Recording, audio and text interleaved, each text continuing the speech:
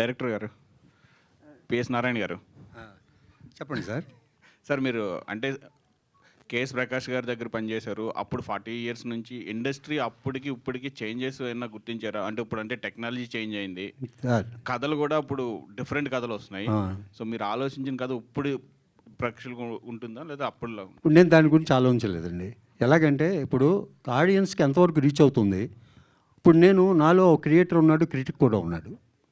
నేను కథను తయారు చేస్తున్నప్పుడు నా క్రిటిక్ ముందుకు వచ్చి చండాలంగా ఉందని వాడే చెప్తాడు. నాకు చెప్పినట్టు నేను పద్దా మార్చుకుంటాను. నేను మోరోవర్ నేను యారీ 2C దగ్గర నుంచి 435కు పనిచేస్తున్నాను. నేను ఎప్పటికప్పుడు అప్డేట్ అవుతానే ఉన్నాను నేను. సో కథలో కూడా ఇప్పుడు మీరు చూడండి, ఫస్ట్ లవ్ లెటరు ద్వాపర యుగంలో రుక్మిణీదేవికి కృష్ణుడికి పంపించింది. అంటే లవ్ ఇప్పుడు స్టార్ట్ అయింది. ఇప్పటికీ ఆ లవ్ కంటిన్యూ అవుతూనే ఉంది. సబ్జెక్ట్స్ మనం డీల్ చేసే విధానంలో ఉంటుంది తప్పితే అది ఆ జనరా ఆ జనరేషన్ ఉండదు అనేది నాకు ప్రగాఢమైన నమ్మకం అండి. ఎందుకంటే నేను కేఎస్ ప్రకాష్ గారి దగ్గర పనిచేసినప్పుడు 1942లో ఆయన సినిమా తీశారు. దాంట్లో ఆయన హీరోగా యాక్ట్ చేశారు. దాని పేరు ద్రోహి. దాంట్లో చాలా డైలాగులు ఎలా ఉంటుందంటే, వచ్చావా, భోజనం చేసావా,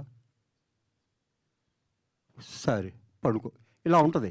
అదే ప్రకాష్ రావు గారు 1972లో ప్రేమనగర్ తీశారు.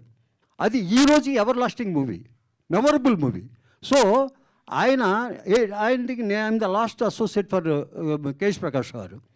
ఆయన ఎప్పటికప్పుడు కొత్త కొత్త విషయాలు చదువుకుంటూ ఉండేవారు.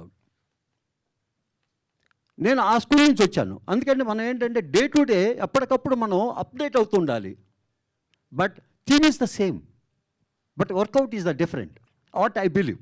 ఎందుకంటే మనం తీసుకునే కాన్సెప్ట్ ఏదైనా యూనివర్సల్ కాన్సెప్ట్ చాలా ఉన్నాయి. కొన్ని మూడేనండి. ఒకటి ఫ్యామిలీ బాండింగ్, క్రైమ్, హర్రర్ అటువంటిది. 2 లవ్. వీటిల్ని రాజ్ కపూర్ ఆ దగ్గర నుంచి బాబీ వరకు లవ్ మీద చేసుకుంటూ వచ్చాడు. ఏది ఫెయిల్యూర్ కాదు.